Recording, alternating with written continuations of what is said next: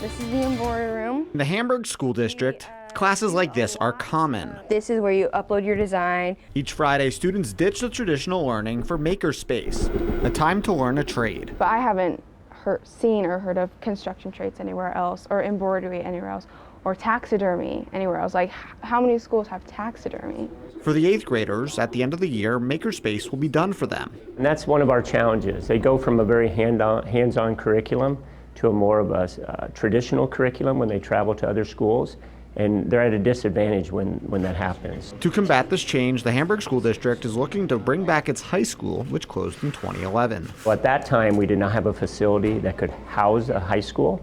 In the last 3 years, we've been developing additions onto this building so it would be prepared for a high school. The goal is to enroll 20 to 25 kids in year one, with a maximum of 65 for the high school. Without a new school, the community's future is in limbo. It's hard to get people to move here if you don't have a K-12 school system. And families have told us we're not coming back because you don't have a high school.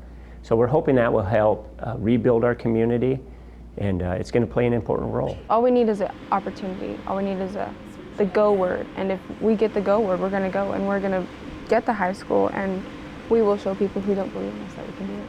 Hamburg has gone through a lot over the last year with all the devastating flooding in the area. And come next Thursday on February 20th, they'll know once and for all whether the Hamburg Wildcats will be a thing of the present or a thing of the past.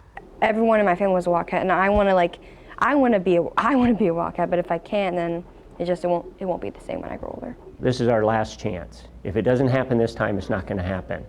If we're going to go down, we want to go down fighting, and we're hopeful that this can work.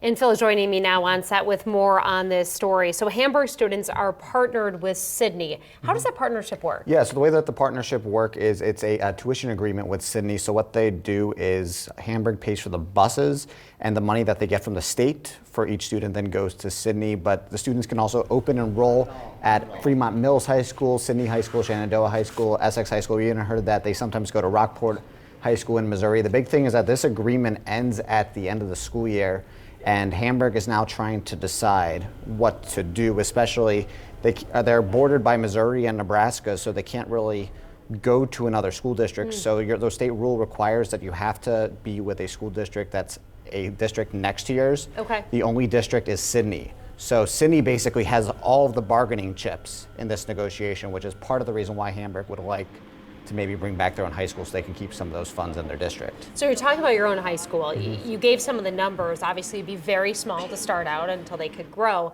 How many students do you need to start a high school? This was the most fascinating part. The answer is one. You need one kid per grade. So you need one 9th grader, one 10th grader, one 11th grader, one 12th grader every year. But if all you have is one, you will count in, from my understanding, in the Iowa accreditation system as having enough for a high school. So all they need is one kid per grade, which it doesn't seem like a lot. No, but it doesn't seem right, but it could also, that's all you need. But if everybody wants to go to Fremont Mills or Sydney and they can't get a 10th grader, then they can't have a high school. Sure. There's a board meeting next Thursday, is that correct? Correct. What's on the agenda for that? So the board meeting, they're going to decide what the fate of the Hamburg School District is going to be. They tried to vote in January. It was tied at 4-4. There was one person not there. So they decided, instead of just tabling it, they said, we'll do a revote, which is really good news for Hamburg. And it's going to come down to this 5th vote. The issue is, if it passes, it passes, it's great for the town. But if it doesn't pass, you're not allowed to have a K-8 district in the state. So if it doesn't pass, the community of Hamburg has two choices. One, they could enter into this partnership tuition agreement with Sydney again, but Sydney's going to have all the negotiating power, or they're going to have to close the district because Hamburg can't just be alone as a K-8, and maybe they'd look to merge school districts hypothetically, but there's a lot of decisions that have to be made down the road. All right, Phil, thanks so much. Obviously emotional for the people in that community for sure, and they've been through a lot. Yes. Thank you. We'll continue following that for sure.